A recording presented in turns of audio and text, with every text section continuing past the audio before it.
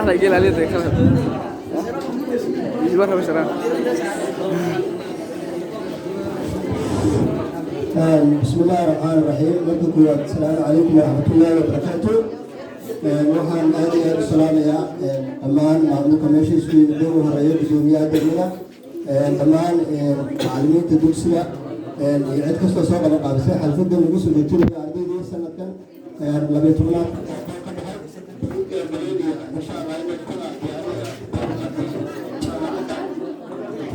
waxaan soo martay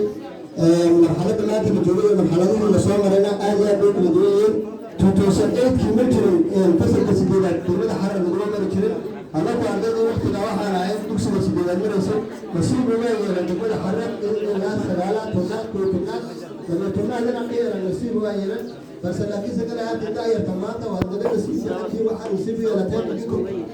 jooga koodaad ilaa laba tobnaad inay degmada xarar yeelato waana guud waana wax ilaahay subxaanahu wa tacaala lagu maarxayo سينيو يمرحبا صومنا يرو ما dugsiga aadan bila daayirtaa ka soo baxaan la dardaarmayaay daruurtayda hadalkiiyo maasada dareen kale daaha aan ka qaaday idinkuna damiirkiyo dhagihiina kala fura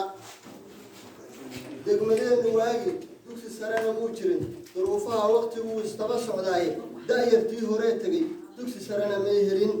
daad baaba qaado balwaday duduriyaan sheekay duduriyaan barxumay la jiifaan darbiyada gidaarada dabadeed xamaal ugu dambayntiina qaar buu xiskii dumay qaybuu duruufuu dal shisheeyegeeyo dalaal uu jiro taliintiina dayno dalalkaa ituur dirdhaba u tegayo dalka maanta shilay waxba yaan ku daalina ninba waa dalkiisa isagaa u dalaale nimankaa damiirkiyo bulshada u dalaaliyo xataa xadwalba qurba joogu dirayaa daayarka maantana idinkaa dalaaleen duurkiina buuxiyo darajana ka keeno dalku idin sugayaa